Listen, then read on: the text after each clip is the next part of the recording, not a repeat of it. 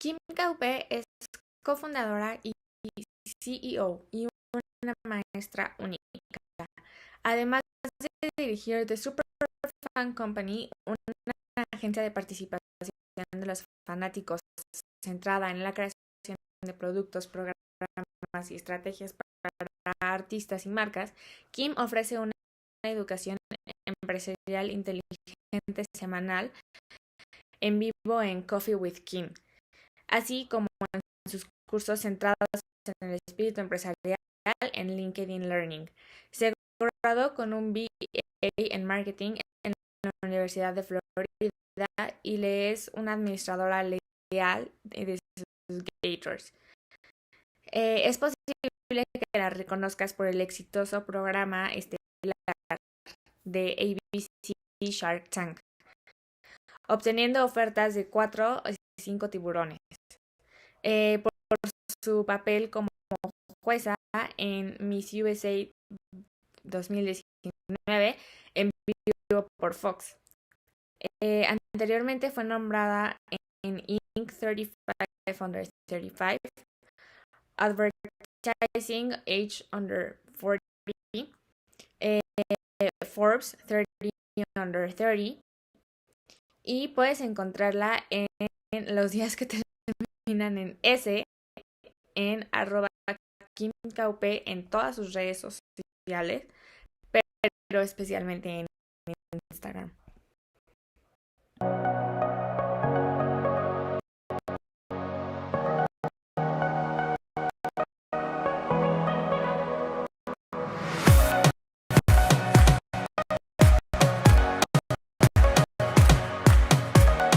I'm Kim Kaupe, co-founder of the Superfan Company. She co-founded the Superfan Company, a fan engagement agency. Hi, Sharks. I'm Brittany Hodak. And I'm Kim Kaupe. And we're entertainment superfans from New York, New York. Superfans are everywhere. They paint their faces on game day, head to midnight movie premieres in costume, and they've seen their favorite band play live 37 times. It's this point that I realized in order to be called on, you have to raise, and you teacher to call on, you raise your hand on. She goes, hand me into house. Dad, getting ready to go. She is as founder of a company called. Gotta start from the bottom, way up. Gotta start small, the small stuff. Walking to the gym, pound dumbbell, 5s. Like keep a plan really hard with succulents. And it was that whole strategy, hoping that they somehow know of everything going on a strategy for that promote, for that honor, hoping not have to take effect.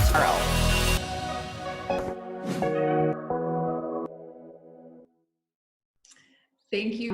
I'm really today for any. My name is Kim, and I'm hoping to be your best friend mixed with business with a side of career curiosity. And I'm so excited that you're joining today. It's going to be a great day filled with lots of people and lots of advice and best practices that hopefully we can impart onto you. So I'm excited to share my 3 big learning lessons and takeaways that I wish someone had told me when I finished university, or quite frankly, when I was still in university. They would have helped me a ton. But I didn't learn them, but hopefully you can learn from my mistakes and you can learn these 3 key takeaways. The first, your network is your net worth. And what I mean by that is who you know matters. And I wish someone would have told me this earlier.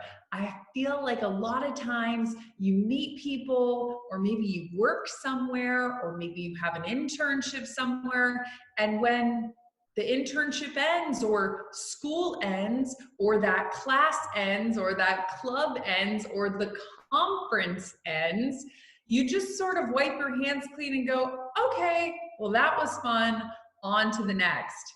No, don't do that. Don't leave that network behind. Everybody that you see presenting in this whole conference and everybody at your university, in your classes, at your first job, at your internship, you should be connecting with all of them. And with social media, it's never been easier, especially when you get on LinkedIn. It's really easy to quickly connect with anyone, and I do mean anyone in business. So that is a great place to start, because you never know when those connections or when that network is going to come in the future. And I know there's someone sitting out there who right now in their mind is going, but Kim, my job in the summer was at an ice cream shop. And I know for me, my future is in business, or my future is in marketing. And I used to be a yoga instructor, or my class has to do with art. And that's definitely not what I want to do for my career. Well, if you've never heard the phrase 6 degrees of separation, I encourage you to look it up, because it is so real. 6 degrees of separation is a real thing. Let me show you this. When I first started my business, I knew I needed a website. And you have to remember, this was 2011. This was before really awesome sites like Squarespace and Wix.com. They didn't even exist yet. So you had to build a website the good old-fashioned way, coding, something I had no idea how to do. So what did I do? I went on LinkedIn and Facebook at the time and said, hey, does anyone know anyone who knows how to build a website? Lo and behold, my old roommate had a brother. That brother had a friend who knew how to make websites.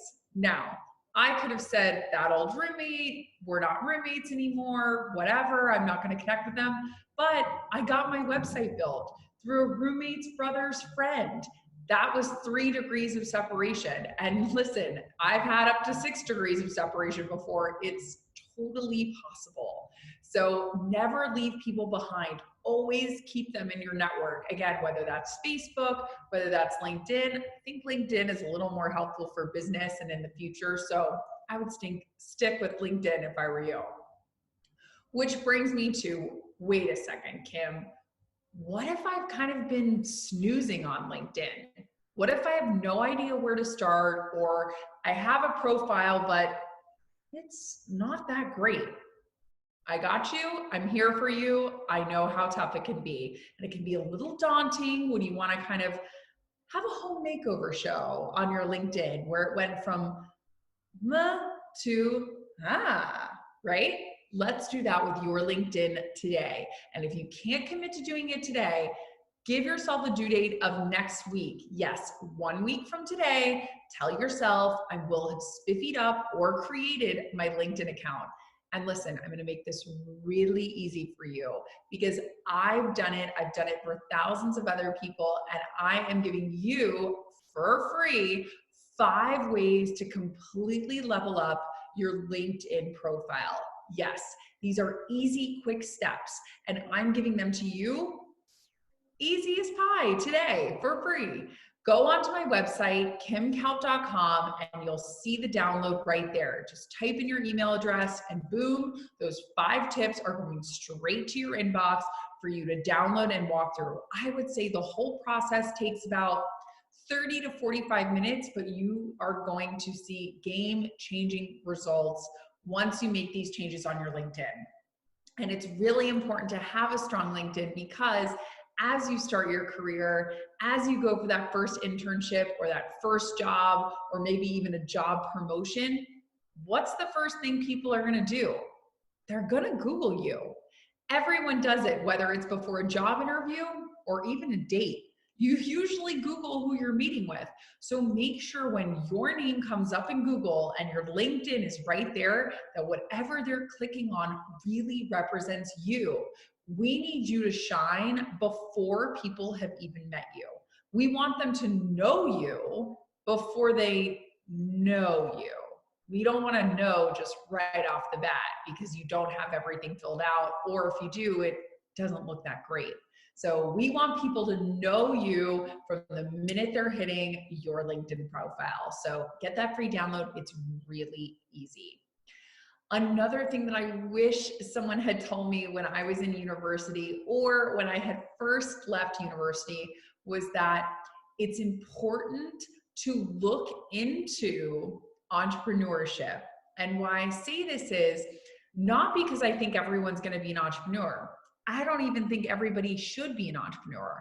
And I wasn't an entrepreneur at first either. I graduated from university and I went and worked at a corporate job. It was awesome. I loved it. I would totally recommend it. I worked in corporate for years. But here's why I think entrepreneurship is having such a moment right now. Whether it's COVID or 2020 or just the new decade that we're going into, corporations are going to have to look for some new solutions. They're going to need new innovative thinking within their departments. That doesn't mean you have to start your own company from scratch, although that'd be pretty cool. You can take a job at corporate and maybe start an entire division within the corporation, or maybe come up with a new idea that the corporation can then use and utilize. That is an entrepreneurial skill, and you can learn a skill just as easily as you can learn anything else. So I have a course all about entrepreneurship, all about the things that I wish that I had learned about entrepreneurship faster. So I've been doing entrepreneurship for 9 years, and let me just tell you, you don't have to do 9 years of work. You can totally copy my homework. I've done all the hard stuff for you. So I have a course on LinkedIn, go figure, called Entrepreneurship Foundations. It's a great, quick, hour-long hack of everything you could want to know or need to know about starting a business or just starting your entrepreneurial mind going. So if you haven't already, I would highly suggest that you check that out because it's easy and it really does pack 9 years worth of learning into about an hour. So you can't beat that. 9 years, no thanks. 1 hour, absolutely.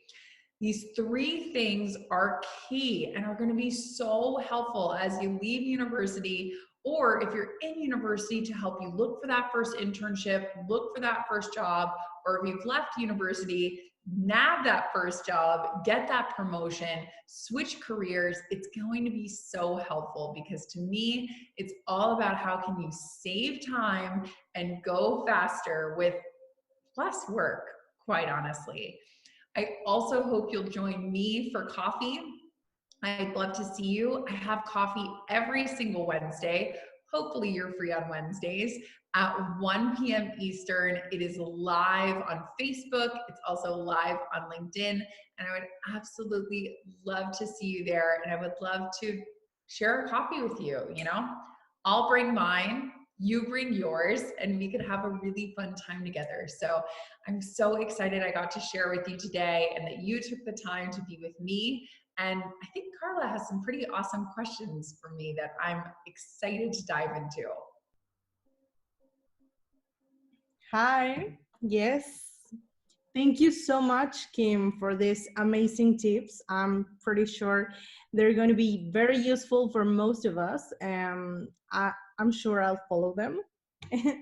And actually, so it was wonderful that you mentioned the Coffee with Kim section because I'm a loyal follower. I'm in love with that section, honestly.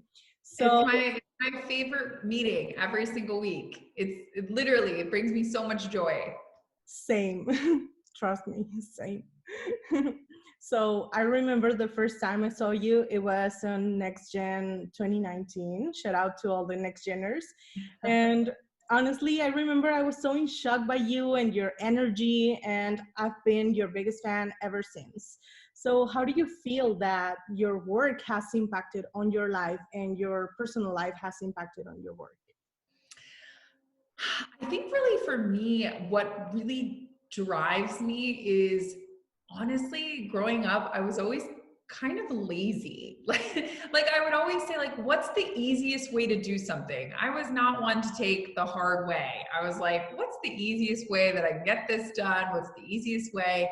And what I realized is that I love saving people time, and I love saving people from mistakes and hardships, because I feel like, oh my gosh, I have been through them. So let me make sure that you don't hit any of these roadblocks or any of these speed bumps that I've hit. Here, I'm just going to show you, you know, everything to help you get around all of these obstacles, because I've hit every single one. And so I've learned how to get around them, and I'm just going to hand over the secrets to you. Yeah, I agree. And well, now we want you to spill some tea. We know that you've been involved in so many great initiatives and projects and everything. So, what would you say that it's your favorite professional project you've been involved in? I've had so many that I love for different reasons. I would say the most recent one that I did that I really loved, and it sort of taught me something about myself, was at the end of last year, I went to a meeting with a potential client, and I was presenting this one idea that I thought we could do really, really well. I was like, here's this idea. I think we can nail it. And halfway through the meeting, the person said, I think what you're presenting is fine, but what about all this? And I thought, oh my gosh, I don't really do all of that, or I kind of do, but not very well. And I've never done it on a scale this big before. So I was self-doubting myself, really, and kind of saying, oh no, like, can I do this? And the person looked at me and said, I've looked at your work. I've looked at your references. I've looked at what your track record is, and I know that you can do this, even if you've never done it before. Wow. I was self-doubting myself in this meeting, and the person across from me who's supposed to be hiring me believed in me more than I believed in myself. It was crazy. But I left the meeting and I thought, okay, it's worth a shot. Let me try to put together a proposal for all of these other things. And I did. And I was up against some really stiff competition. So I thought, there's no way they're going to pick me. I'm just like this little company, and there were these big companies that were also putting in proposals. So I've submitted my proposal thinking, there's no way I'm going to get this. And I got it. We beat out all of these big companies, and we ended up doing the whole project. And what's amazing is the project was with Oprah. So Oprah's team was sitting there believing in me more than I believed in myself. And it was such a good learning lesson for me, that even if something seems big and scary and that you can't do it, sometimes you need other people to believe in you too. What a boost of confidence, right? Totally. So, what would you say that it's your most, what that has been your most challenging experience or professional experience? How much time do you have? I feel like I've had so many challenging experiences. I would say we've had people that don't pay us for work. I've had people that, you know, I've had to go after because they don't do the right work for us. I've had vendors fall through and issues. I mean, there's just so many, but I think the most challenging ones has really been where I'm challenged as a leader. So I sometimes don't like having the hard conversations and having the things that are not so fun. So I think for me, a lot of the growing lessons have really been when I've had to confront an issue that is hard, you know, when a vendor doesn't pay you, or somebody, you know, something doesn't go right. Digging into those hard conversations has been the hardest, but also the most rewarding. Well, thank you so much for your time, Kim. It was amazing. You are amazing. We all love you. And I'm sure we're all going to be loyal followers of your social media from now on. And we'll see you on Wednesday, right? Thank you. Thank you.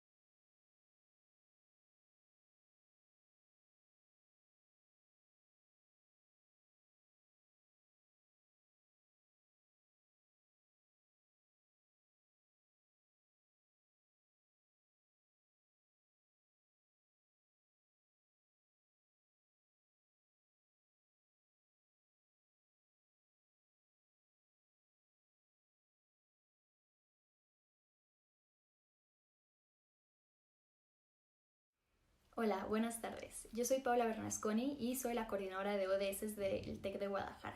Para saber más sobre nuestras iniciativas y nuestros proyectos, por favor síguenos en @SDGStudentHub_TechGDL. Es un gran honor presentar a Idilia Seixes. Ella se formó en Sistemas de Información y Negocios Internacionales por la Universidad de Hawaii Pacific. Es internacionalista y especialista en negocios internacionales.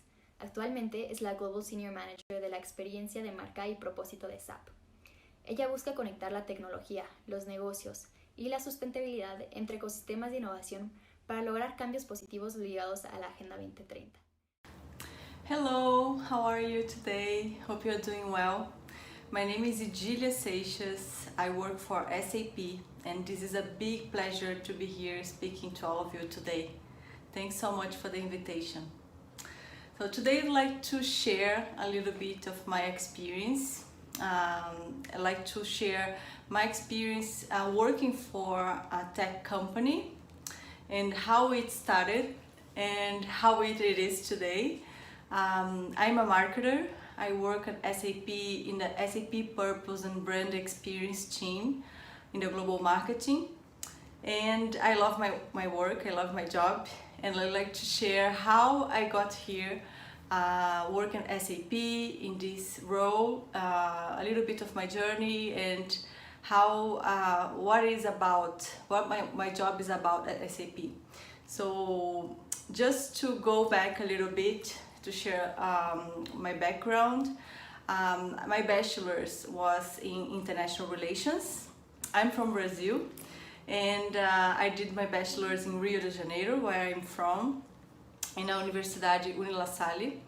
And after that, I started to work. When I graduated, I started to work with technology, selling technology to Brazilian companies, especially government, some private companies, and military and police as well. And then I discovered my passion for technology. In that time, I was working a lot with business. I was 25 years old, and then I thought, well, I really need to get a master's, to do an MBA and to study more business, because I'm dealing with very high business and selling technology to governments and a lot of important companies here in Brazil. And it's very important for me to have more experience, to study marketing, finance, accounting, and other topics that are important when you are dealing with very great corporations. So I was like planning to do an MBA in Brazil, in Rio that time. And then my fiance that time asked me, why not we can move to another country as you did in international relations, and we can discover, learn new culture, live in a new country, and also you can take a master's, you can go to your school. And then I loved the idea, and then we decided to move to United States. So I applied first. I decided to visit some business schools in the United States and ended up choosing for Hawaii Pacific University. It was a long journey. Was not too fast and too easy like it seems. I need to study for the GMAT. It's a test exam that you need to take when you are applying for business schools in the United States. I need to study 1 year for the GMAT and TOEFL. I didn't know if I would pass or not, but gladly I passed in both exams, and then I got in Hawaii Pacific University. Was the most amazing time of my life. The time I lived in Hawaii, taking my classes, my MBA classes. I met friends from all over the world. And then I met some friends at time that they would like to work for tech companies as well, like me. So one thing that I decided when I went to my MBA, I want to take my master classes with focus in international business and information systems, because in my background, as I wanted to work in a tech company, I didn't have any background, studying technology. So I decided to take my master's with 2 concentrations, one in international business and another one in information systems. So I need to take 3 classes more, three different classes, information systems to get this, and 3 different classes, extra classes in international business. So I graduated, and then one friend of mine, she got accepted, she was hired by, that time many tech companies wanted to hire her because she's super smart and she has a lot of experience as well. And then she thought that SAP would be a great company for me to work. And I was like, I didn't think about working for a tech company like SAP, a software company, because before I was selling technology to law enforcement and military, so it's so different. I was planning to work with aerospace industry or military industry, you know, that kind of technology, but not like software. And then I decided to be open-minded and applied for SAP, and I applied as well to many other tech companies, not only SAP. I had a spreadsheet with more than 70 companies that I applied. So, and then I applied to SAP as well.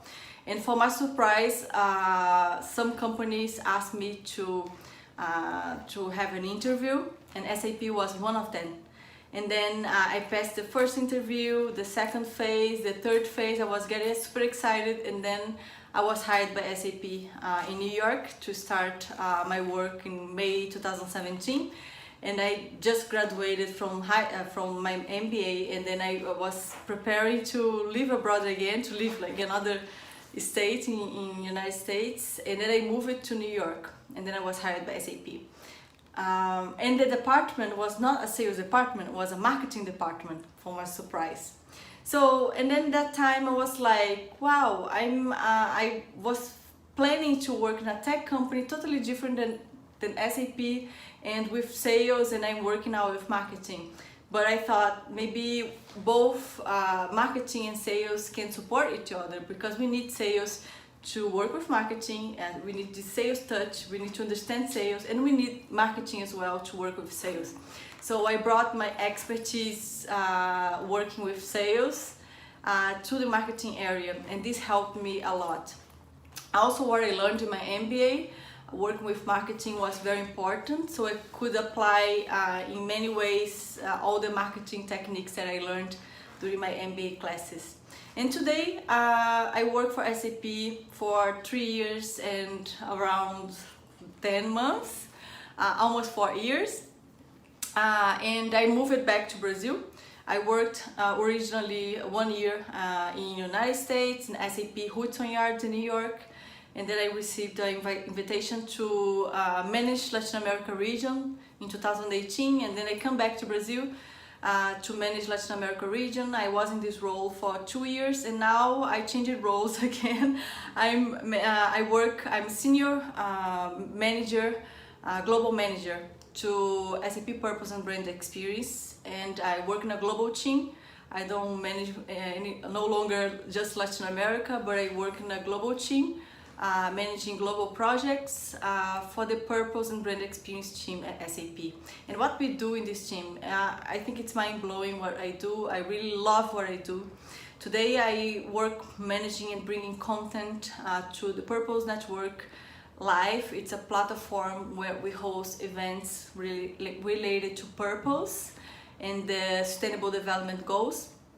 And my team is not a big team. We have around 20 people working this team at SAP. We compile all SAP, all purpose projects we have at SAP in a way that we can come to customers, partners, and also SAP colleagues, and we can explain how SAP technology is being used to clean plastics in the oceans, how SAP technology is being used to bring gender equality to companies and organizations.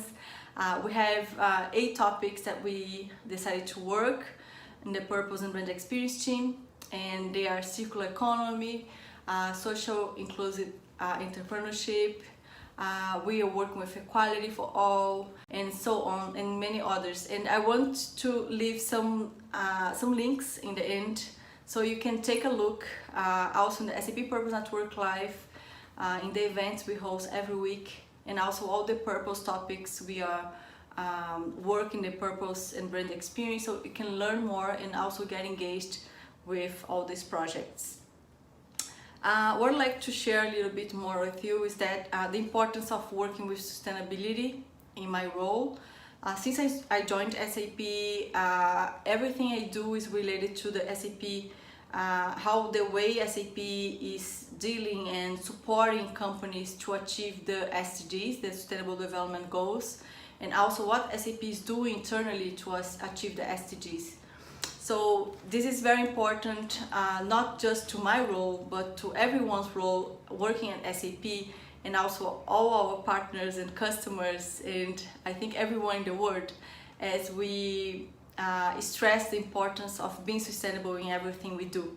So I think that's the most amazing thing I do in my work, is to leverage the importance of the Sustainable Development Goals and to work with these 8 important teams at SAP. And I invite you sharing these links to learn more about what SAP is doing, linked to purpose. And I'm open as well to answer any questions you have around that. And I invite you as well to follow your dreams. And if I can give an advice to you, if you want to follow, a path like me to work in marketing, to work with purpose and sustainability, is to be curious and learn everything you can about the topic, and don't hesitate. If you want to achieve something, do everything you can do.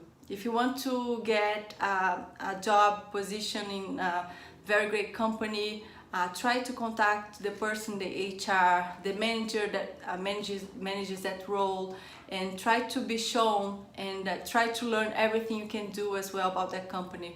For example, at SAP, we have the Open SAP is an open university that you can take many courses there, and you can include in your resume, for example. It's free courses, like we have Coursera, Allison websites. So be curious, learn everything about that role, learn everything about that position, that area, and you'll be very successful. I'm sure of that.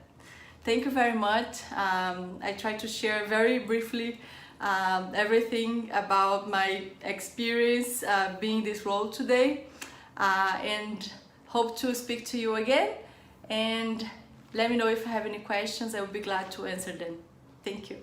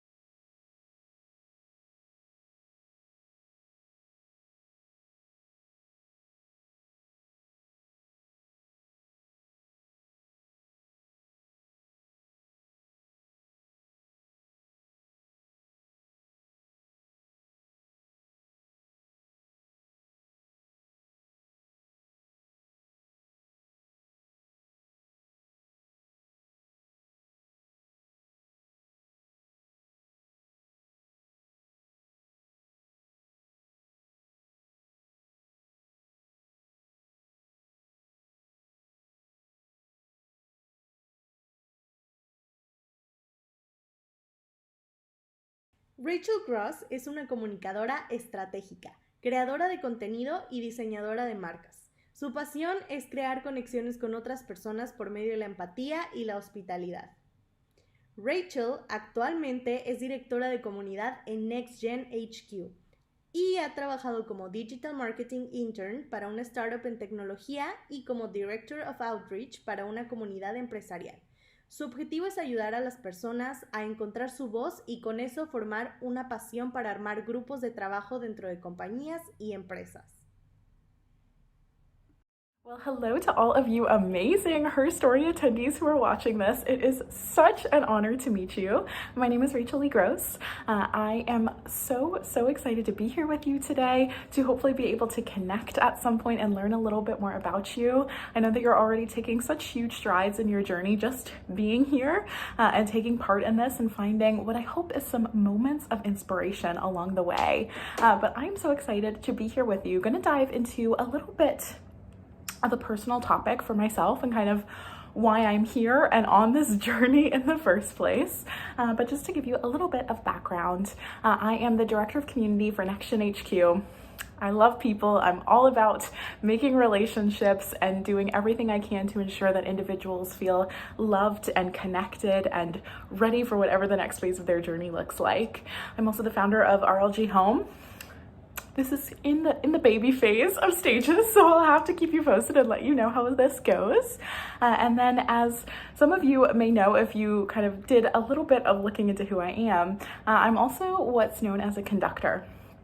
So that is my one core value that I bring to the world, is that I'm able to create spaces that are warm and welcoming for individuals to call upon their true voices, make their true music being whatever their journey kind of looks like and is defined as. And I'm the one who is able to kind of push them along that journey and make sure that they feel loved and comforted and heard along the way. That's kind of my core value that I get to bring into this world. I did that through a program, and if you're curious about wanting to learn a little bit more about that, please do let me know. But anyway, we're going to dive right in, and I'm going to share with you a little bit of a story and definitely a retrospective lesson that I have learned through an experience that has happened several years in the making, kind of towards the start of why I'm here with you in the first place, how I got on this journey, all of that fun stuff. So let's dive in. There's going to be several lessons throughout this, so please feel free to take out your notebook and write as you go. Feel free to reach out to me after so we can kind of keep chatting and talking on this. But what I really want to be able to impart you with today is this idea of this idea of leaning into the not how things work out, but the why. Now let's kind of dive into what exactly I mean when I say that. For the longest time, about 8 or 9 years of my life, I knew my career path. 100% concrete, it was in stone. I was going to become a college English professor. I loved reading. British Lit today is still definitely a passion of mine. And I had come alive so much in the classroom. And I felt that I had really been able to identify myself and who I was and the value I brought to the world because of who I was when I was in class and the different knowledge I was able to surface, the different thoughts I was able to share. It was really kind of where I came to life. And as an introvert and as someone who was incredibly shy during those really formative years of life, kind of around high school, middle school, even going into college, it was difficult for me to ever feel as though I had been able to find myself elsewhere. But in the classroom, I would be the first one to raise my hand. I would be the first one to share my opinion and to really want to engage in conversation around that. So for me, it seemed very clear and straightforward path to what I was going to do, college English professor. So I did 2 years of community college back at home. And I don't know where all of you are kind of calling in from, or if some of you even have a similar story, but it was a great experience. And I met one of my lifetime friends and mentors at my experience at a community college. But on my first day of walking in, I looked at my mom who was with me. She was going to orientation with me as an 18-year-old, gotta love mama. I looked at my mom and I said very specifically, this is only for 2 years. After 2 years, I'm not gonna be here. And I'd said that with the intention of knowing that I was going to transfer. I didn't know how. I didn't know what this process was going to look like. I didn't know who was going to accept me, but I was absolutely positive in the fact that the puzzle pieces of my life were going to come together and create a space where I was going to transfer to a top tier university, to somewhere that was really going to challenge me academically, that was at the time going to set me up for success going down that path of college English professor, which just to flash forward a little bit, has not happened. Don't think it's going to happen, but that's okay, because we're still here. We're still here in this place because of that whole journey that I went on. But it was one of the first moments in my life, in that very instance of looking at my mom and saying that, where I let go so much of the worry of, how am I going to do this? Like, how in the world is a little community college girl going to ever get into a bigger top tier university? I have no idea. And even in saying that to my mom and in having that moment, I could definitely hear that little voice in the back of my head, right? And we all have our voices. We all have our demons and our angels on our shoulders saying, you go girl, or are you sure girl? Is that really gonna happen? How are you gonna make that happen? But I said it with so much conviction. And I continue to tell myself that over my 2 entire years of community college. I am transferring. And it is okay that I do not know how exactly that is going to happen, because it's going to happen. It's going to come to life. And that is kind of one of the biggest pieces that I want to be able to impart with you today, because in my doing that, in leaning farther away from the worry of, how is this going to happen? What are the steps? What are the processes that have to go into place? And putting myself in a position where I just believed so fully in myself and what I wanted in the future that I had kind of visioned out in my head. I believed so strongly in that the why far, far outweighed the how. And I have continued to kind of throughout that experience a few years ago. I said that when I was 18. I'm now 25. 7 years ago. But I've had so many moments along the way where I just kind of continue to tell myself that, to say, it is okay that I do not know how this is going to happen. It is going to happen, because that is exactly where I am meant to be. So for my time, the first time that I ever really told myself that it was okay to kind of have these bigger visions and say, I don't know, but I'm going after it. A year into my time at community college, I actually started applying to transfer to different universities. Ended up applying to 9 total, which is a wild experience. And out of all of them, one of them was, of course, the one that I said yes to and they accepted, and that was Brown University. So for those of you who may or may not know this, Brown is a Ivy League school in the US. And I always feel so awkward when I talk about this to people, because some people are always like, wow, you did that? And I was like, yes, I did. It's great. But you know what? You got to pat yourself on the back for all of your accomplishments. But when I was even applying to Brown, it wasn't even at my insistence. It was my mentor who I'd met at community college. She said, Rachel, you want to get into a really great grad program so you can get a good PhD, so you can go on to teach at a really great school. This is a great path for you to follow. I think you should look into Brown. I said yes. I said it with a grain of salt. I submitted an application without even fully looking into the school, because I knew that if I looked, I was just going to get my hopes set out, and I was going to start doing everything in my power that I could to get there. And I knew that with this new knowledge that I had, leaning into the why rather than the how, I kind of didn't want to go down that path. I didn't want to burden myself with all of these, but I need to do this, and I need to do this, and I need to call this person, I need to get a recommendation here. I was fully resigning myself to the universe and what the universe had really wanted for me at the time. Long story short, Brown accepted me. So that was actually where I ended up transferring, and I did 2.5 years at Brown. So I have my Bachelor of the Arts with a focus in Brit Lit from Brown University. And I say all of this not to tell you to go out after an Ivy League degree. I don't even tell you this to say go after a degree, because for some people, that's just not meant to be. What was the biggest lesson that I took away from this was being able to put myself into a space where I was so less anxious and less worried and less burdened with this thought of, how in the world am I supposed to make this happen? Because you know what? We're never going to have all of the answers to the how. We're never going to be able to perfectly see the step-by-step play of our lives before we get to those points. It's going to be all about making what we want known by being able to say it, by writing it in a journal, by sharing it with a best friend, whatever that process looks like for you. It's saying it and then releasing that into the world and letting the universe guide you to the path that you need to be on to get to that vision, to bring that vision to life. And I know with total conviction, that is exactly how I ended up in the place that I did, going from a community college to an Ivy League school. It was because I didn't let myself worry. I worried a little bit. It's okay. We all make mistakes. I didn't let myself become so overwhelmed by the sense of what is my battle plan? What does my life board look like? How is this all going to work out? Rather than doing that, I said, this is what I want. This is what I hope for. And I'm releasing that. And I am taking every opportunity that comes my way. I am saying yes to the things that I feel called to. I'm saying no to the things that I feel called to, because there's a reason that the universe is giving you those signs to say yes or no. And I'm leaning into the beauty of the unknown.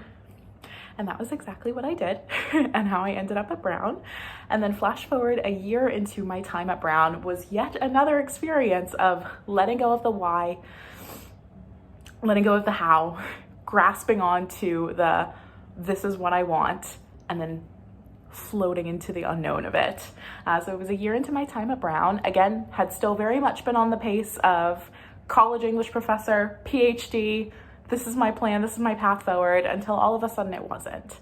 I went through a couple of experiences a year into my time at Brown that really kind of made me just question if that was really going to be the best fit for me, if education was a space that I wanted to stay in, or if there was something out there that I hadn't even thought of, because I'd been so honed in on this one path for most of my existence at that time, which is crazy to think about. So a teacher at some point said, I'm not even going to grade a paper that you submitted because you're thinking incorrectly.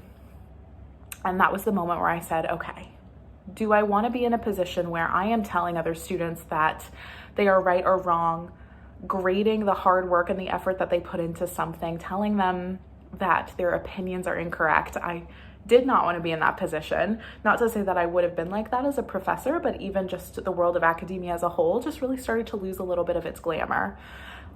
As someone who was about to graduate a few months after that point, making that decision was definitely a point where I could have said, oh my goodness, what am I supposed to do? This is crazy. Who do I go to? Who do I speak to? What does my X, Y, and Z look like? What does this path look like? Rather than doing all of that and getting swept away into the fears of the unknown, I said, universe, I know that this path that I've put myself on isn't for me. Help me find that next phase of my life. Let's do this together.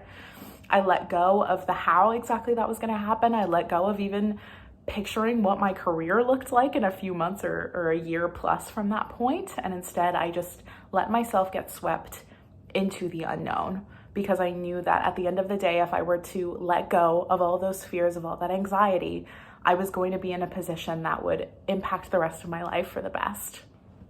So what I hope this whole entire story has told you, and if you'd like to continue chatting more, I'm so here for that, so please let me know. But what I hope that you get to take away from this is, please feel the joy, feel the passion, feel the love of being able to let go of, holy crap, how am I gonna make this happen?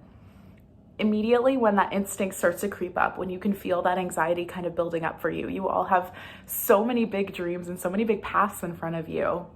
Let go of that how, lean into the why, your core being, your core for being here, which is to live out this beautiful life that this universe has put you on, and lean into the unknown. And even verbally, visually, whatever method for it looks like for you, say, I am here. I am ready to be swept into something far greater and far bigger than I could have ever imagined for myself before this point. I'm going to let go of the how I'm going to do it, and I'm going to lean into the experiences and the opportunities, the yes and the no's that come my way. I promise you, once you're able to get past these gigantic walls we put up when we get so anxious and nervous about not knowing how something is going to life. There are so many more opportunities that lie right past that wall. Once you can break through that, once you can have this total joy of leaning into the, whoop, we'll see where this takes me. I promise you, once you can lean into that moment, it is unlike any experience you'll really ever have again. And that is how you follow your big dreams and your biggest visions and your biggest goals. Even if they change and fluctuate over time, that's totally fine. That is totally normal. Mine definitely has, for sure. But if you worry less about the how you're going to get to that point and worry more about letting yourself be, letting yourself follow through this journey and learn and experience all of these new things, that's when that faraway point becomes your reality. I promise. Give it a shot for me. Hello, Rachel. Thank you. Thank you very much for this amazing content. And well, we now want to ask you a couple of questions, if that's okay. First question is, what has been your favorite experience at NextGen? Amazing. So I'm so excited to share what my favorite experience at NextGen has been so far. As I mentioned before, Director of Community for NextGen HQ, when I had my little moment of not really knowing in school where I was going to go or what was going to happen next, when I leaned into the unknown rather than in the how I was going to get there, that's actually when NextGen came into my life. And I couldn't imagine being in a position that matters more to me, that allows for me to show up as myself fully every day in the work that I do. It's truly an experience unlike I had ever imagined. And I know that if I had stayed on that original path for education, I wouldn't be where I am today. So just a little connection to what I said before. But at NextGen HQ, I'm Director of Community, so I work with people. So you can imagine that there are a lot of highs, there are a lot of lows in this. It all comes with working with people, right? But it makes my world that I get to create a space that is just welcoming for entrepreneurs who are following their big goals, whatever those big goals might be, whether that's a company, writing a book, starting a podcast, doing all of the things. If that's what their goals are, I'm here to support them and to create the environments that ensure that they feel that support. One of my favorite experiences, and I think I've answered this question before and said the same exact thing, was for NGS 2019. So we do this thing called NextGen Summit. It's our annual flagship event. I hope to see some of you there next year, maybe the year after that. I'll keep you posted. And it was the very start of Saturday morning. So right before 1,000 attendees walk through the door, we have a little group and staff and volunteer huddle. So to put on these events, we had the NextGen HQ team, and then we usually had about like 15 or so different volunteers that came in. And I so vividly remember standing next to the registration desk, looking around me and seeing that the oldest person in this group all around me, the oldest one was 26 years old. We spanned everywhere from, I think the youngest was 19 to 26.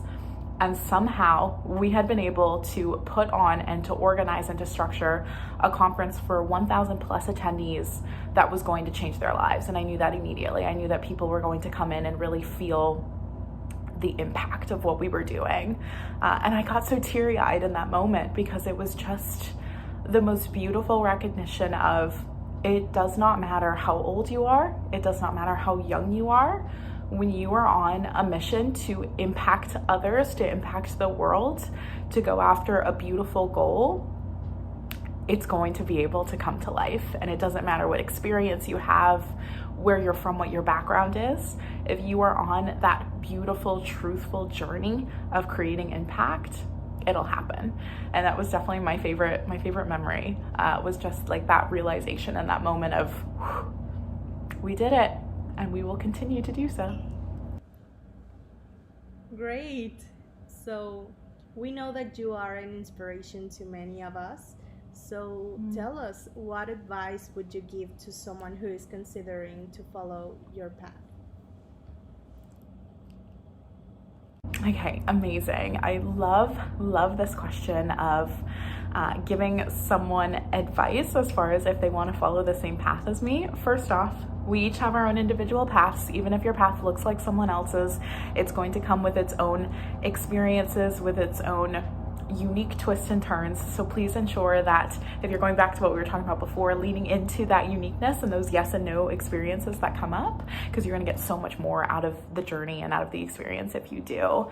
But I think one of the biggest things that I can impart as far as advice goes for someone who is maybe looking to transfer, go to a different school because they're not really happy with whatever they're facing at their current institution, if that's to say yes to a full-time job offer at a startup where you're not necessarily given a lot of security for if this is going to last in the long run. I ran at that opportunity. I said yes. Or anyone who's maybe thinking about moving to a different city, whether that's a very big city. I currently live in Jersey City, so right across from New York. That was a major experience. And then even in moving to Providence, Rhode Island, which is where Brown is, I had never lived anywhere except my hometown, my small, sleepy hometown in South Florida for 21 years of my life. So I know a lot about kind of making those geographical moves that really just push you into your higher sense of self and your higher being. Whatever fits you most, whatever advice that you're looking for, the one thing that I can tell you is ensure that you are, even though it's very hard, even though I know it's very hard, know that you have all of the power within you to make it happen and to make a positive situation occur for yourself. Even thinking through the transfer opportunity, I was a small town community college girl, and all of a sudden one of the best institutions in the nation said that they wanted me there. They wanted me to be a student. That could have so quickly been an experience where I would have said, I'm not meant for that. Like, that's wild. I can't do that. Why do they think I can? Very quickly I could have said that. But rather than that, what did I do? I said, they've said yes. So that means that I am on this journey. That means I'm doing it. And I believe in myself, even if I don't always feel it, even if I don't always have this sense of power and this sense of everything is going to work out okay. I believe that I am made of so much more than I could ever imagine. And that exact advice has been true for every situation. So transferring to Brown, saying yes to a full-time startup role, moving to one of the biggest cities in the world, every single time I've always found myself in a position where I could have been too scared, where I could have not believed in the strength that I brought to the world. But rather than that, I use those as opportunities to say, I am made of so much more than I even realize in this moment. And this is just going to help me get to more of that realization and a deeper understanding of who I am and why I'm on this earth.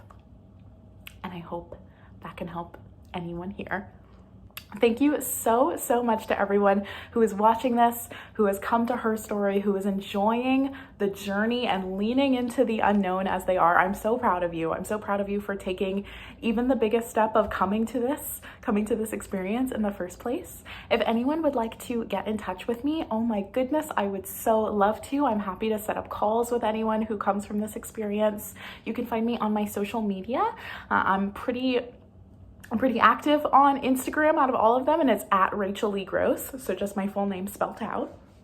You are also so welcome to send me an email. It's rachelleegross@gmail.com. So it's basically my full name everywhere. That's how you find me. You can find me on LinkedIn, you can find me on Facebook with my full name, but I would so love to keep the conversation going and see however I can support and inspire you more. Thanks, everyone.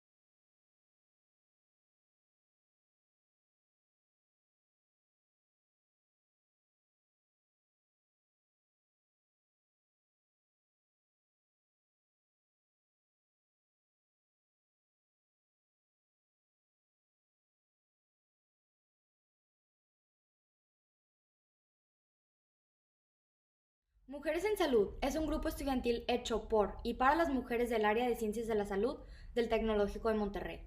Los objetivos principales del grupo son impulsarnos a lograr nuestras metas académicas, conectarnos con más mujeres que comparten nuestros ideales y crear una red de apoyo entre todas nosotras para poder lograr nuestros objetivos. Como grupo, llevamos a cabo distintas actividades sobre una variedad de temas en las que aprendemos, nos cuestionamos y crecemos como mujeres y estudiantes. MUSA es un grupo que no se limita a la Escuela de Medicina y Ciencias de la Salud, pues sabemos que los temas que abordamos son esenciales en nuestra sociedad, por lo que también trabajamos con otros grupos estudiantiles y sociedades académicas, ya que el papel que jugamos como mujeres estudiantes y futuras profesionistas nos hace relevantes en todas las áreas.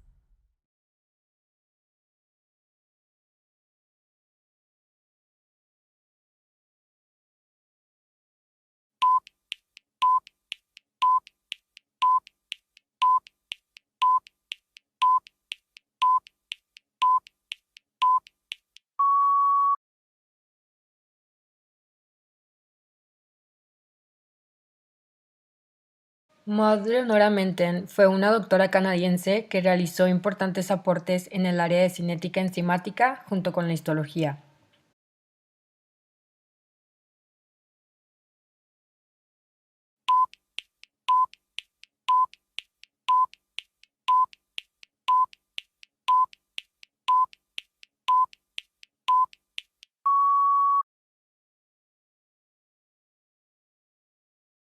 Virginia Apgar fue una médica estadounidense que se especializó en anestesia aplicada a la obstetricia y pediatría. Fue líder en el campo de la anestesiología y la teratología y fundó el campo de la neonatología.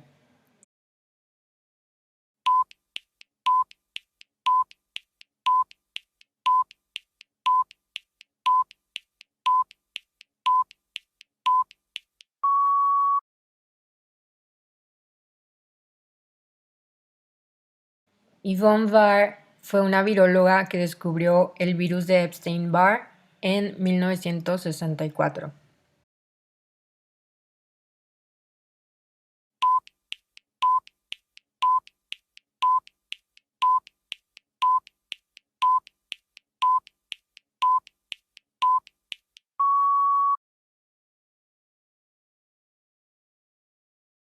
Gertie Cody fue una bioquímica estadounidense que se convirtió en la tercera mujer en el mundo y primera en Estados Unidos en ganar un premio Nobel en ciencias y la primera mujer a nivel mundial en ser galardonada con el Premio Nobel de Medicina.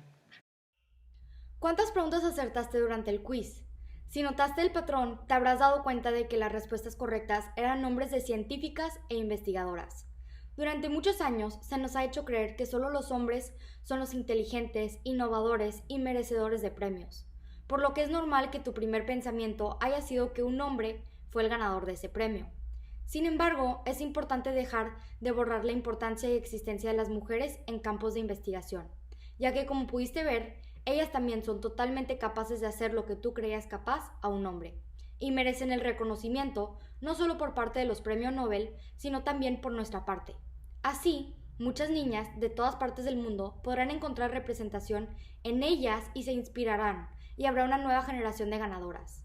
Las mujeres somos resistencia y poder, y ellas lo transmiten a través de sus trabajos y publicaciones. También es importante reconocer a todas esas mujeres que fueron borradas a través de la historia, para que grandes logros se llevaran a cabo a través del efecto Matilda. El efecto Matilda habla sobre menospreciar un logro científico si este fue realizado por una mujer.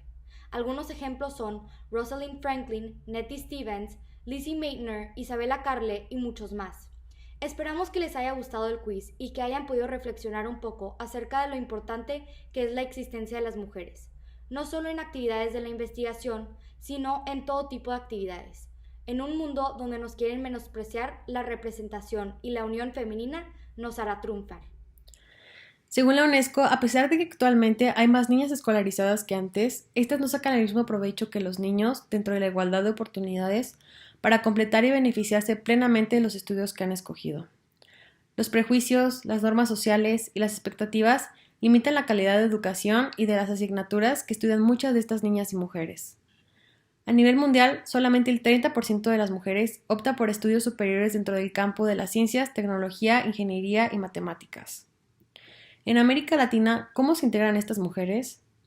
Pues dentro de la educación superior, solamente 1 de cada 10 opta por estudiar una carrera dentro de estas áreas, mientras 3 de cada 10 hombres lo hacen.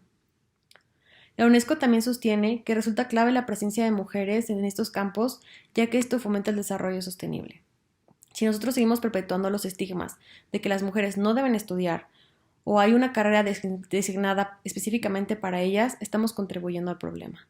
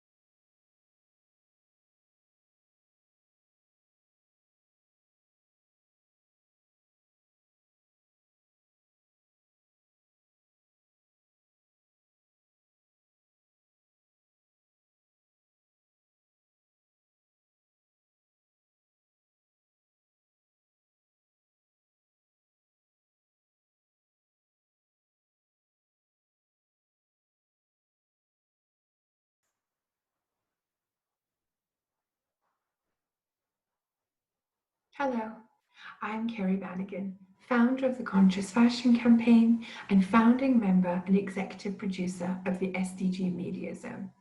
And this is my story. I grew up in a small town in the United Kingdom called Corby. To many, it was known as a steel town with a bad reputation. There wasn't much coming out of there, and with that, there was also not much being invested into it, especially for women and young girls. I grew up always wanting to explore. I watched TV shows, I wanted to travel. I was just enamored by what the world had to offer. I wasn't sure what I was going to do. Like many, I had my ideas and they changed frequently what I would do for my career. But I never stopped dreaming. And it was the world and the travel. And I've always been drawn to people and I love people's stories. And so for me, I decided at 16 years old I wanted to be an entrepreneur. I was pretty stubborn about it with my family, even though I wasn't sure where I was going to go, what sector or what I was going to do. I just felt that my path was to be a business owner, and in that I could do good. Again, I didn't know how I was going to do this. However, my family persuaded me that to go to university would give me a chance to just go further in life. They truly believed that in this small town that I came from, that if I could get my education, this would give me the passport to do more. And so I reluctantly gave in. I went to Sheffield Hallam University and I studied English. When I was there, what was so good for me immediately was being able to be with people and so quickly learn from new people from all walks of life, from all different towns, regions, cultures, and even countries. And very quickly, I realized that it was people that drove me.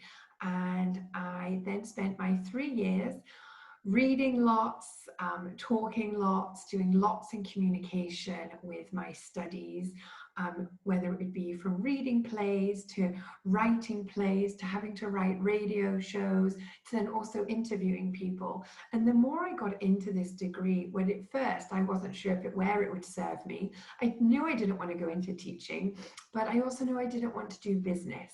And so through this, I learned how to tell stories, listen to people, debate. And the biggest thing that I've carried with me today is it really taught me how to communicate. In my 3 years at university, I also learned more about myself. It wasn't that I was drawn by the academia, although I have always loved my studies. I learned about my own resilience, my strength, my own understanding of other people, and how I just loved being around people and learning from them, even more so than my studies. At 21 years old, I had the opportunity to move to America. So as soon as I graduated university, I moved to New York City. In that short time, I really started to meet a lot of people. Now, I had been visiting New York City for my summers since I was 16 years old. I was visiting family and I fell in love. For me, it was love at first sight for New York City. And I sit here today in front of you, just turned 38 years old, and that love affair has not changed, and I don't think it will ever go away. And for me, New York City actually, for the first time ever, felt like home. I felt like I belonged somewhere, and it also gave me permission to be who I wanted to be courageous, to be bold, and to take risks, and to just dive in. People were so supportive. People really wanted to see you succeed, and that was different to what I'd been experiencing in my small hometown. And so for me, at 21 years old, when I moved to New York, I started to meet people from all walks of life. And I just found it fascinating. And I was just so enamored by everybody that I met. Very quickly fell into the fashion sector, and I realized that there was a gap for independent fashion designers to showcase during New York Fashion Week. So I co-founded my first business with the goal of being able to showcase and cultivate global pioneering talent, as well as strengthen industry diversity, and specifically provide opportunities to independent fashion designers who I truly believe deserve to break into the sector, because it's not easy. Throughout my time as I co-founded this platform, I also moved quickly into creating programs in the retail sector, again focused on the independents.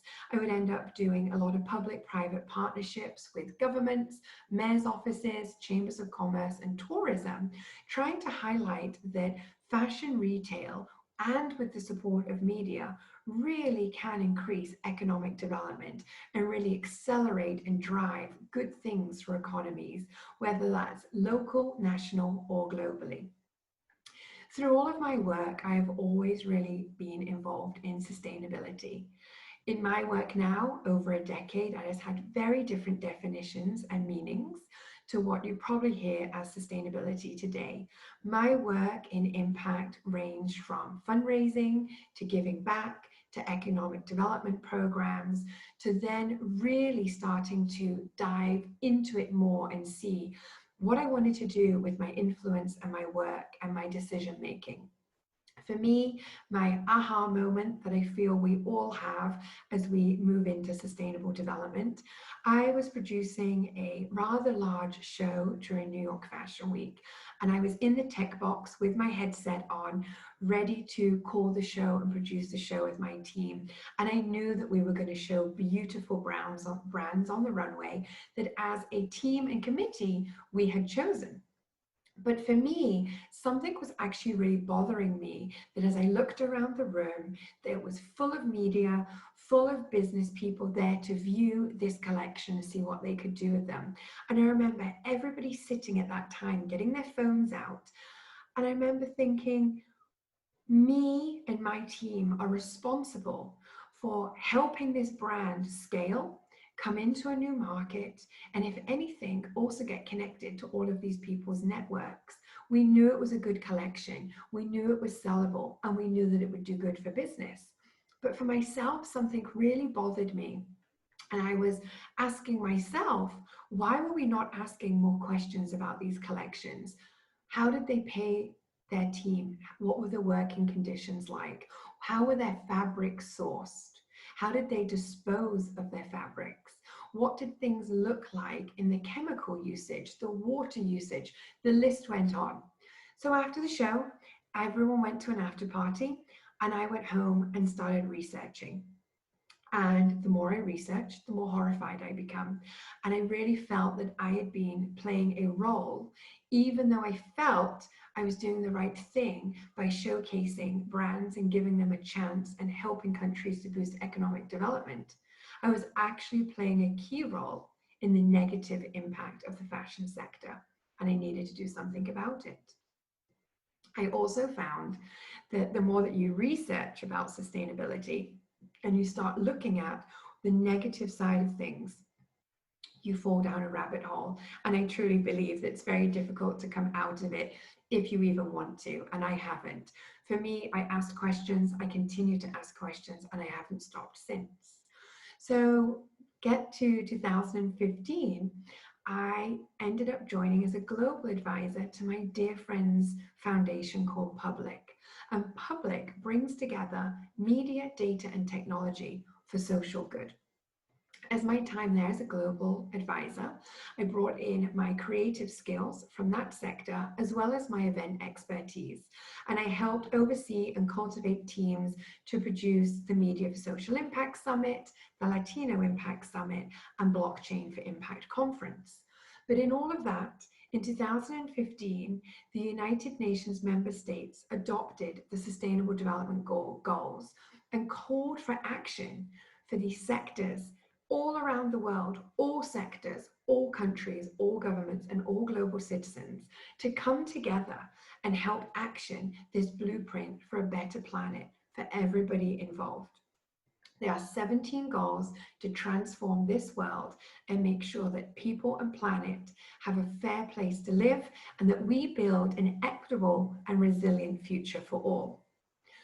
With that, the United Nations President of the General Assembly at that time and the Public Foundation launched the SDG Media Zone.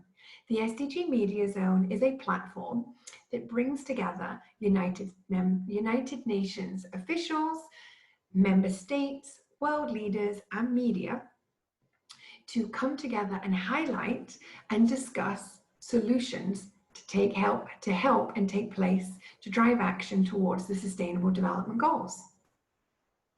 I am a founding member of the SDG Media Zone, and I today serve as the executive producer.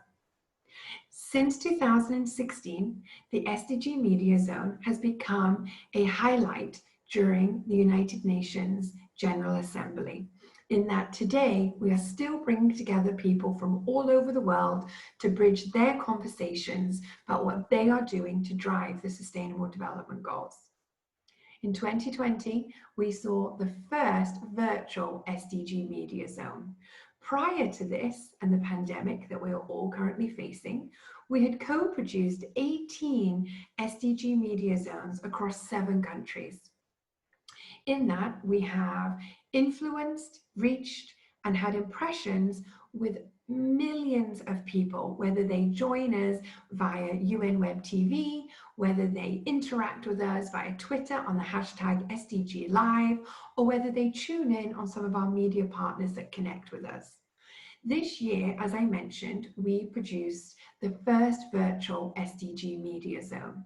It was an interesting challenge, but we had to ensure that we got the message and continued to advocate for the work, for the world to come together and make sure we continue to accelerate and enable the Sustainable Development Goals to be achieved. For me, when I look back on all my journey through all of my work, I'm so proud of what I've been able to be a part of.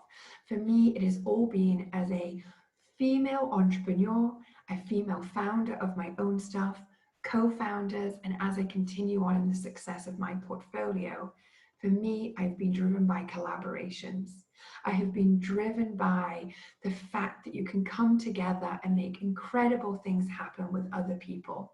I truly believe that SDG 17, Partnerships for the Goals, is what will drive the success of us to have a better planet as we move forward. I will also say, as a female entrepreneur, it would be a lie to say there have not been the struggles, there have not been the fear, there's not been the doubt. But a lot of that has been put on me by societal pressures that actually really you can smash those boundaries down. You can smash those voices that tell you you can't do it because it's just in your own head. And if you are surrounded by people that tell you you can't do it, then you're surrounded by the wrong people. You need to make sure that you connect with like-minded people that believe in dreaming, that believe that you can be fueled by passion and that the money will come, and it will. Try if you can, if you have the opportunity, to make your ideas a reality.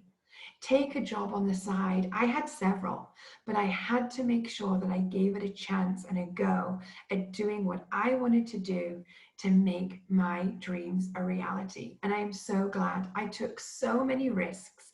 They were calculated risks, but I took them. And when I look back on what I've achieved, sometimes I even shock myself. And I think there's some advice in that too. Always make sure you pause to stop, take in the memories, congratulate yourself, no matter the milestone.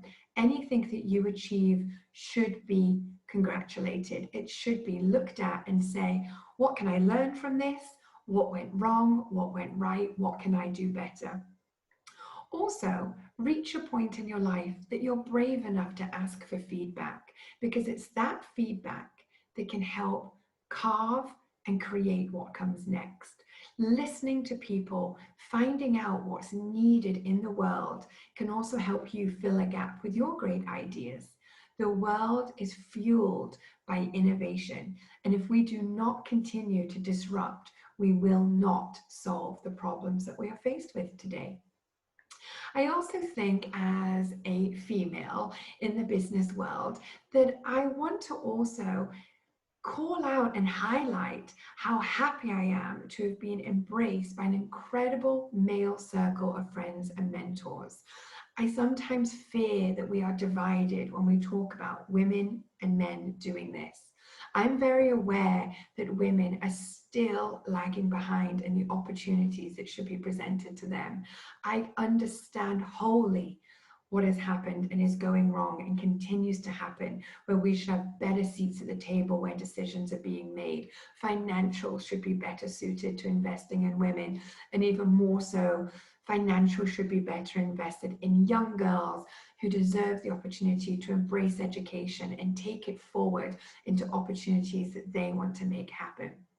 But I will never forget the men that I have learned from, that have showed me the ropes when I moved to a new country and a very, very, very intimidating big city.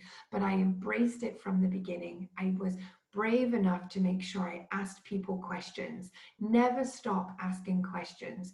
Reach out to those around you. Find out who you're inspired by.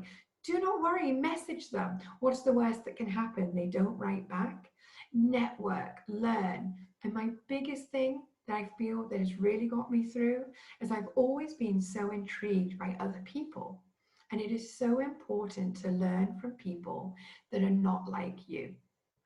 Learn from people that come from different towns, different countries, that have different family dynamics, that have different beliefs, that look different, that act different. It's so important that we embrace each other and we learn and we understand and we remove all judgment from the table for yourself and for them. And if anything, I think my biggest thing through my story has been love yourself, be proud of yourself, and never, ever, ever be worried to love yourself more in certain situations, because self-care and self-preservation is what will drive you through to do the great things that are needed by you. Whether you do great things in your community, or you travel and you have global input, or you give back, no matter where that is, we all have assets and we all have a responsibility to do what we can to drive things towards a better future. When I look at my work today, especially around the SDG media zone, I think it's so crucial to make sure you embrace everything that you come up against. Everything is a lesson. I think you also have to learn to keep your emotions in check, but more so for yourself. None of this is ever about how somebody might perceive you are being as a woman in business if you're being emotional. It's more about how you want to feel centered. How do you want to be each day that you get up and run your stuff? How do you want to carry your colleagues, your team, your partners, and so forth? And I also think it's very important to never forget where you come from. No matter if at some times you wish you'd come from somewhere else, or you're envious of how other people have lived their lives or their childhood, it doesn't matter. Where you came from made you who you are, and who you are is needed in the world, whether you see it today, tomorrow, or in a couple of years' time. We are all different, and that's what makes us defiant, that's what makes us have our place in the world, and it's incredible. And I think one thing to do if you have ideas about how you can be an entrepreneur for change is be brave enough to speak up.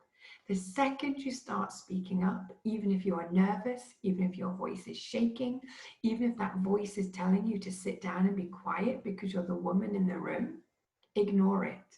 Ignore it, because the first time you speak up, you'll never stop from there. This is my story, and I am Carrie Bannigan.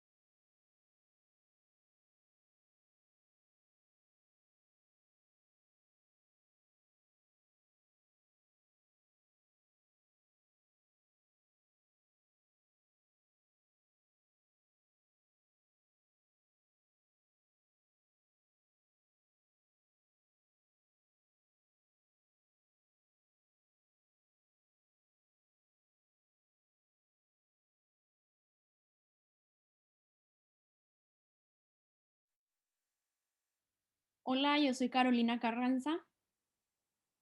Hola, yo soy Daniela Peña y somos parte de la BMS. Ahorita vamos a hacer una presentación sobre mujeres sobresalientes en el área de ingeniería biomédica que estudian o estudiaron en el TEC de Monterrey, Campus Monterrey. Bueno, iniciamos con Carla Salazar, que es una de nuestras compañeras de BMS. Apenas está en quinto semestre, pero ya cursa las materias de séptimo. Habla 5 idiomas, dibuja y pinta en su tiempo libre, que la verdad no sabemos cómo tiene tiempo libre. Es coordinadora del área de mercadotecnia de BMS. Tiene 2 blogs, uno de arte y otro de apuntes. Es parte del grupo de investigación de neuroimagen y aparte staff del Foro de Inclusión. Y antes fue colaboradora de AIRE, SAIMD y BMS. Bueno, seguimos con Alma Rosas Cuevas, que desde el segundo semestre es parte del grupo de investigación de neuroingeniería. Ha sido coautora de 2 artículos de investigación. Tuvo el premio de la Juventud de Campeche por un logro académico en la subcategoría A. Fue al Encuentro Internacional Jóvenes hacia el 2030 y también fue al Campamento de Liderazgo Rumbo Joven, Diseña tu Futuro, versión Panamá, representando a México, y aparte tuvo una mención honorífica en la Olimpiada Mexicana de Física en el 2017.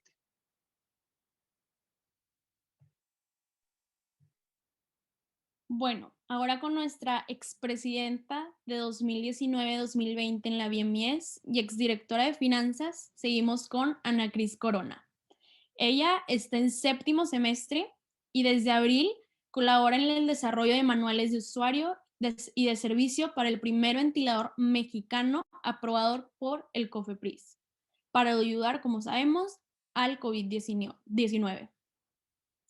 En agosto también diseñó en 3D un diapositivo para filtración de muestras basadas en modelos de competencia para un proyecto de Thermo Fisher Scientific. Y también desde agosto es practicante de ingeniería biomédica en GSE Biomedical. Y en 2018, en octubre, fue asistente de investigación en el grupo de nanosensores y diapositivos. Seguimos con Regina Crespo, que fue a Japón en 2015 al Jamboree Internacional de los Scouts. Desde su bachillerato decidió estudiar la carrera en ciencias porque participó en un simposio internacional de ciencia inclusiva. Escribió una monografía experimental donde exponía los efectos antibacteriales de distintas plantas medicinales mexicanas. Actualmente es presidenta de WISE y es mentora del servicio de esta mesa que se llama SACB STEM. Su pasatiempo favorito es dibujar y pintar y pueden seguirle en el tanque ruso donde pueden ver sus obras y pues aparte está muy, muy padre las obras.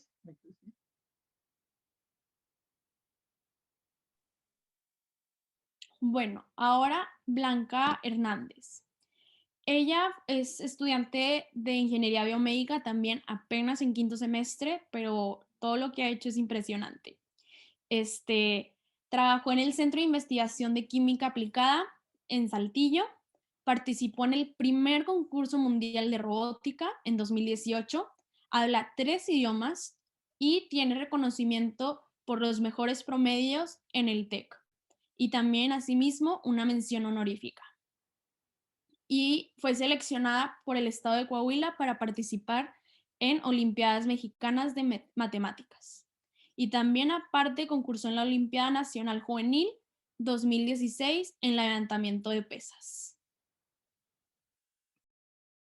Bueno, ahora seguimos con Natalia Gallegos, que también cursa quinto semestre de ingeniería biomédica y a pesar de llevar tan poquito tiempo, ya ha hecho muchas cosas, las cuales son que fue pasante de HEROX de 2019 a 2020, fue practicante en la Universidad Politécnica Salesiana Cuenca en Ecuador en 2019. Habla dos idiomas, alemán, inglés y aparte el español. Es directora de logística de las ASIS, es coordinadora de las relaciones públicas de la BIMIES, tiene una certificación Krav Maga, tiene cinta naranja en Aikido y fue profesora de matemáticas en Prepanet y aparte tiene una certificación en primeros auxilios. Ahora otra de nuestras ex vicepresidentas, y la tocaya aparte, Carolina Chávez, estudió ingeniería biomédica en el TEC, actualmente estudia un doctorado de ingeniería en la Universidad de Toronto. Fue voluntaria en el Laboratorio de Investigación Biomédica del TEC de Monterrey y realizó prácticas profesionales en Brigham Women's Hospital, Harvard Medical School en 2019. Realizó prácticas profesionales en el Grupo de Investigación de Física en McMaster en 2018 y dije vicepresidenta, pero no, fue nuestra presidente en 2017 a 2018 y ha publicado aparte 3 artículos de investigación. Y no se ve, pero también habla fluido en francés, español e inglés. ¿No? Ahorita, la última también vicepresidenta de la BIMIES es Michelle Espinosa, que estudia séptimo semestre de Ingeniería Biomédica en el TEC. También estudia la maestría en Sistemas Inteligentes y Robótica en la Universidad de Essex, de Reino Unido. Es coautora de un libro sobre ingeniería biomédica y sus sensores. Ya publicó su tesis de maestría. Fue maestra de inglés, francés y alemán en Yekadi. En 2020 tuvo un trabajo como consultora de automatización. Fue maestra de inglés de la SEP. Fue intérprete de español e inglés para las llamadas de seguridad de 911 y de bancos. En 2019 fue Senior Research Assistant en un laboratorio del TEC. De 2018 a 2019 fue tesorera de la BIMIES. De 2018 a 2019 fue vicepresidenta de la BIMIES y aparte también fue tesorera de la SASI. Bueno, como ven, todas estas mujeres han hecho demasiadas cosas totalmente diferentes, pero todas han buscado sus sueños y tratado de hacerlos realidad de poco a poco. Solo es cuestión de organizarnos, de saber lo que queremos y creérnosla que sí lo podemos hacer. Y también nada más queremos recordarles que no se necesita empezar desde ahorita, simplemente aprovechar las oportunidades que se nos presentan y no preocuparnos, van a poder lograr lo que se propongan.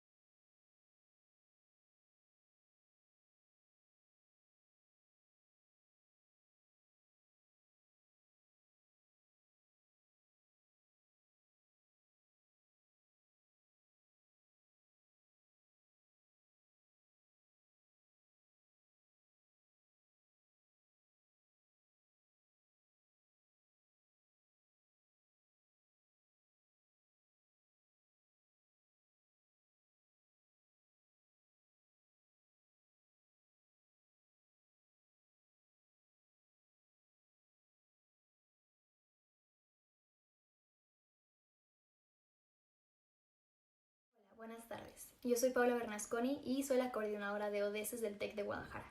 Para saber más sobre nuestros proyectos e iniciativas, por favor síguenos en @SDGStudentHub_TechGDL en Instagram.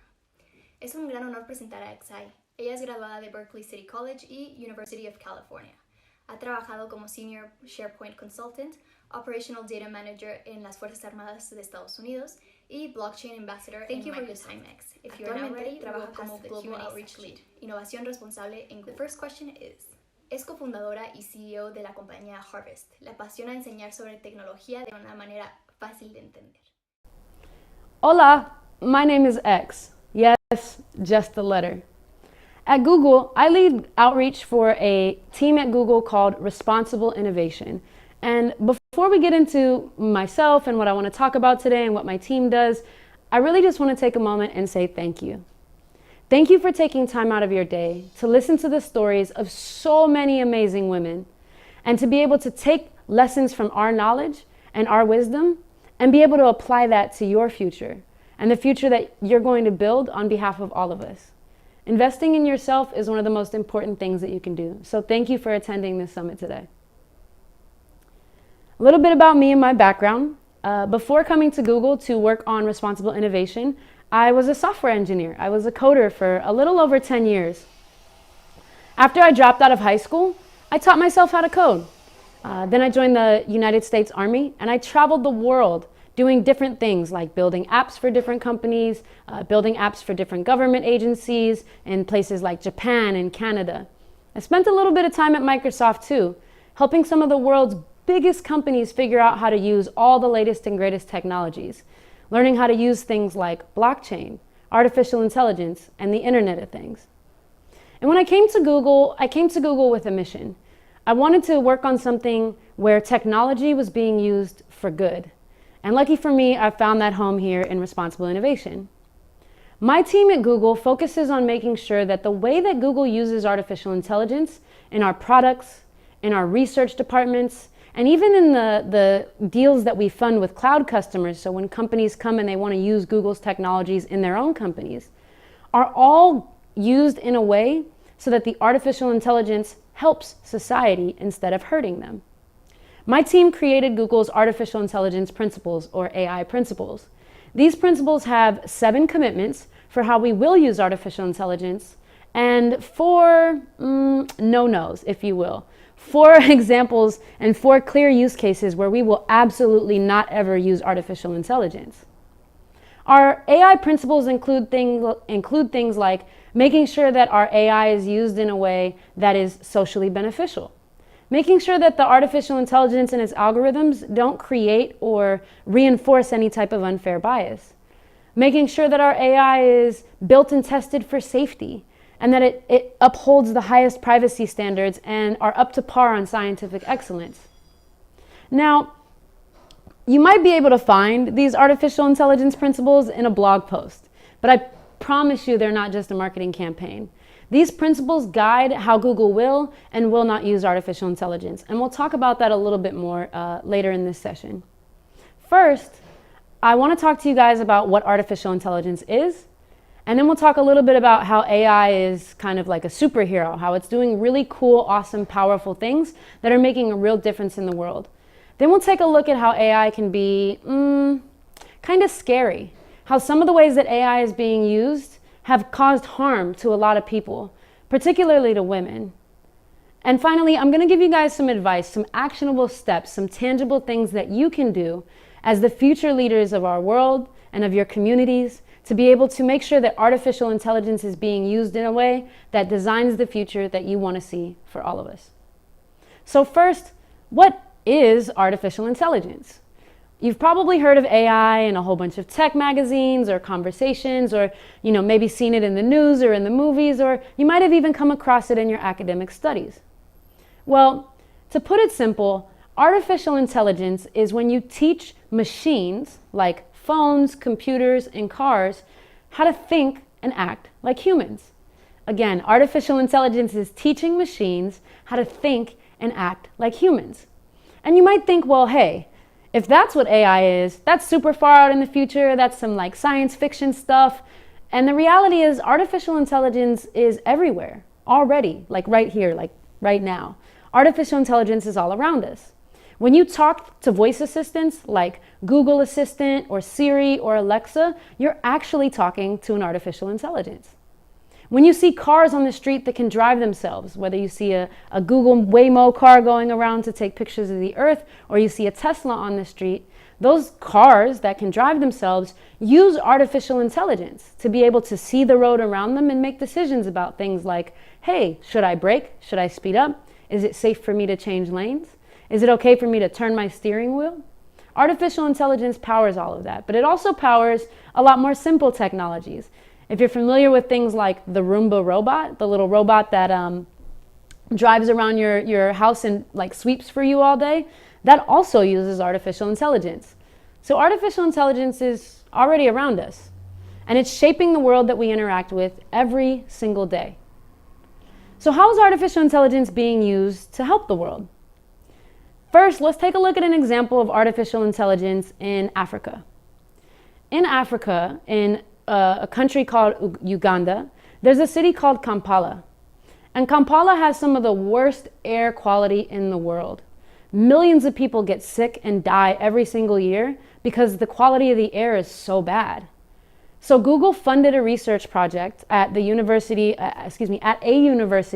in Kampala to be able to create these custom air sensors that they stuck all over they put them on top of a whole bunch of rooftops of buildings, and then they would attach them to the back of motorcycles and ride around the city to constantly monitor the air quality. They took all the data about the quality of the air and they put it inside of an artificial intelligence that would send out notifications to all of the residents of Kampala to tell them, hey, today it's not really safe to go outside, the air quality is too bad. Or hey, today it's safe to go outside, but just make sure you're cautious about how long you're outside. By using that air quality data and feeding it into an algorithm, the people in the city of Kampala are able to better manage when they should and shouldn't be outside to make sure that they can take better care of their health. At the same time, the government of Uganda uses that data to try to plan out how they're going to solve the problem because they're able to quantify how bad it is. Another example of AI that's being used for good that you'll see a lot of, especially in the news, comes in healthcare. A lot of places around the world don't have access to doctors that are specialists, like, for example, a radiologist, which is somebody who can read X-ray images or can read images of like CT scans and MRIs, like all of these high-quality medical images. Outside of the US, they're not always, a radiologist on every corner. So researchers at Google started to build artificial intelligence to help people better diagnose different conditions using AI if they didn't have access to those specialty doctors. One example of this is found in diagnosing lung cancer. So if you want to know if a person has lung cancer or not, you take an image of their lungs, then the doctor would come in and they would look at that image and they would try to pinpoint where they thought maybe cancer or a tumor might be. Google last year started training an artificial intelligence algorithm to kind of do the same thing the doctor would do, to take those images, look at the images, and try to figure out, where is there cancer in here? Is there cancer at all?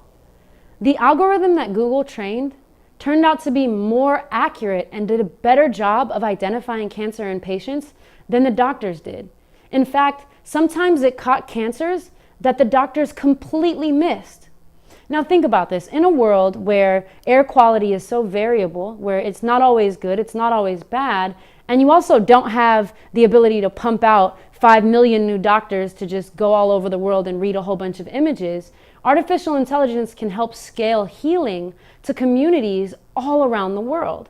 We've done these types of artificial intelligence as well for other conditions, things like diabetic retinopathy, which is where people who have diabetes are likely to go blind, and detecting that. Also for breast cancer. And we partner with companies and medical institutions all the time who are building their own algorithms to help accelerate the quality and the scale of healthcare that we can give and healing we can bring to the world. So I mentioned that we would talk a little bit about how AI is good and then how it's kind of scary.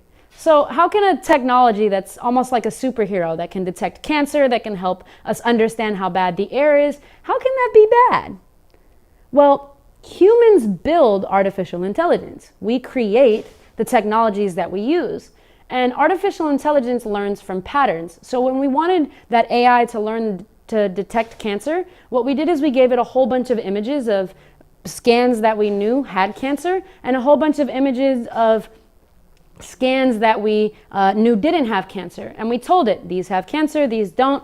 We gave the algorithm all of this data, and then on its own, it started to identify patterns like, hey, the ones that have cancer, you know, they have these dark spots in this way. This is what cancer kind of looks like. And so the more data we gave it, the better it was able to tell the difference between images that had cancer and images that don't. So if you're thinking about artificial intelligence being fair or beneficial, you have to be very careful about how you put your data sets together, how you train or build your artificial intelligence model. A common challenge with AI, not necessarily working for everyone, is in facial recognition. In facial recognition, computers use cameras to try to identify a person by their face. A lot of police departments around the world have adopted this technology, but facial recognition doesn't really do a good job of recognizing black and brown faces. In fact, there was a famous research study out of the Massachusetts Institute of Technology, or MIT, by a researcher called Joy Buluamini. And she found, as a dark-skinned African woman, that the facial recognition software was so bad at recognizing black and brown faces, it couldn't even recognize that she had a face at all unless she literally put on a white mask. So if you think about police departments around the world using this kind of technology, that can be kind of scary. If it doesn't do a good job of recognizing people, it might misidentify people and say, hey, this person is the person who committed a crime or is wanted for arrest, and get the wrong person. There's been a lot of news over the past year of examples of this actually happening, where black and brown people were being arrested because facial recognition had picked the wrong person. Now at Google, we don't believe that facial recognition is the answer. In fact, we are the only major tech company that never sold facial recognition technology to police departments in the first place, because we understand some of the risks that can happen there. Another example of how AI can be biased or hurt people can be found in the healthcare industry. Last year in the United States, researchers put together a study of a common healthcare algorithm that was being used by a huge healthcare company that services almost 30 million people in the US. And the algorithm was supposed to do something really simple. Determine when a person needed to go see a specialist. Like, hey, you come in, you have a healthcare condition that may be serious, or maybe something you've had ongoing, something like diabetes. When do you need to go see a specialist and how often? When researchers looked at the algorithm, though, they found that the algorithm was more likely to recommend treatment to healthy white people than it was to recommend treatment to sick black and brown people. And in this case, it wasn't a matter of they didn't have the right data. Like with facial recognition, they were training the algorithms on data sets that just didn't have enough black and brown faces. In this example, they had enough examples of patients who were sick that were black and brown and who were white, but they used the wrong point to train their data. They decided whether or not somebody was really sick or not and needed extra help based on how much money they spent on that condition. Now in the world, there's a lot of economic inequalities, especially in the US, between races. So to make a decision about somebody's need for healthcare based on how much they spend doesn't take into account the fact that different cultures use doctors differently. Different cultures have different economic statuses because of societal justices and injustices. Now these two examples, facial recognition and healthcare, are just two examples that show how artificial intelligence, this superhero technology that can detect cancer, can also harm communities. And at Google, we've done a lot inside of our products to make sure that our AI works well, especially for women. So what can you do about this? How can you make sure that in your communities AI is being used for good and not to harm? Well, I've got news for you. Artificial intelligence is just now starting to be regulated, meaning that governments around the world are just now starting to adopt rules, policies, and laws around how artificial intelligence can and can't be used. I highly recommend that you look up what your country is and isn't doing around artificial intelligence. And if there's something that you agree with, like we should totally use AI for these healthcare cases, but definitely not use it for facial recognition, that you use your voice, your power, and speak up and make sure that as regulators and as lawmakers are making these rules and these decisions, that you are a part of shaping that solution. Thank you, X. So, what can you tell us? How is Google committed to gender equality? So, Google does a lot to make sure that we ensure gender equity in our products. A really good example of this can be found inside of Google Translate. So previously, when Google Translate first came out, it had a problem with doing gendered translations. So for example, the word person in English, when I translate that into Spanish, I have to decide, am I going to use él or ella, right? Like I can't just say, oh, figure it out for me, Google. And unfortunately, when Google Translate first came out, a lot of times it would default to the male versions of different words. So if I wanted to say, if I said person, it would automatically give me él instead of the option to choose between él and ella.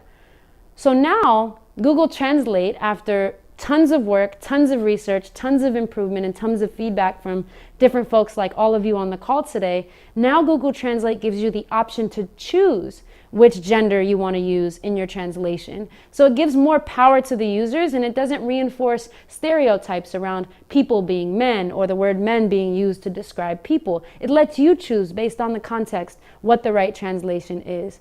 Another example of how we're making sure equity and representation in gender comes inside of Google Cloud.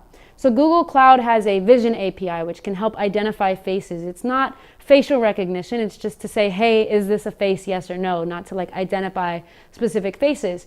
And in that algorithm, it used to be able to do things like tell what a person's gender is.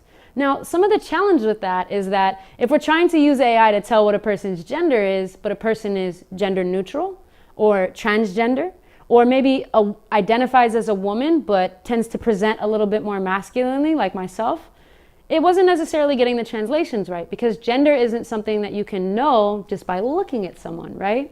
So Google decided to completely remove those gender translations out of there. Finally, another example of where we're not changing our products, but where we're building products to help bring equity into different industries around gender is in a product that we call GDIQ. And GDIQ, for Gina Davis IQ, is an artificial intelligence project that I get to work on, which I'm super excited about, where we take media and we analyze the media for representation. So we took like 2.7 million YouTube ads and we analyzed it for things like, how much are women on screen versus men? How much are they talking? How much, in addition to the screen time, so like how much are women on screen talking? What are the age of the women and the men inside of these videos? And we were able to provide some really valuable insights to YouTube ads to help them shape their future campaigns to make them more inclusive for women and to make them work better for communities like us. Thank you for your time, X. If you are now ready, we will pass to the Q&A section. What has been the biggest challenge you've faced in your career? I think the most impactful experience of my life, and this is something I encourage all of you to do, was learning my learning style. So I like to say, learn how you learn. When you learn how you learn, and you understand the best way to give yourself information, to retain it, to pick up a new skill, you can teach yourself anything. I'm someone who comes from a very non-traditional background. My mom had 8 children. I grew up in extreme poverty. I dropped out of high school and then I dropped out of college later. I don't have any college degree, but yet here I am as a leader at Google. And I was able to get there because along the way, I learned how to teach myself the skills that were needed. I learned how to teach myself, period, and was able to pick up the skills that I needed to learn to do these different jobs along the way by finding different teaching modalities. Like, hey, I don't really learn well from books, if you can't tell by the fact that I dropped out of school. I learned better from videos and from talking to people. So I was able to find communities or find, go on YouTube University and find different people who explain things in a way that made sense to me. So I think the most impactful experience that I've ever had, that I encourage all of you to figure out as well, is learn how you learn, because then you can teach yourself anything. Thank you so much for your time, X. Thank you for sharing your expertise. You're a rock star, and thank you so much. Thank you for your time. Thank you for having me.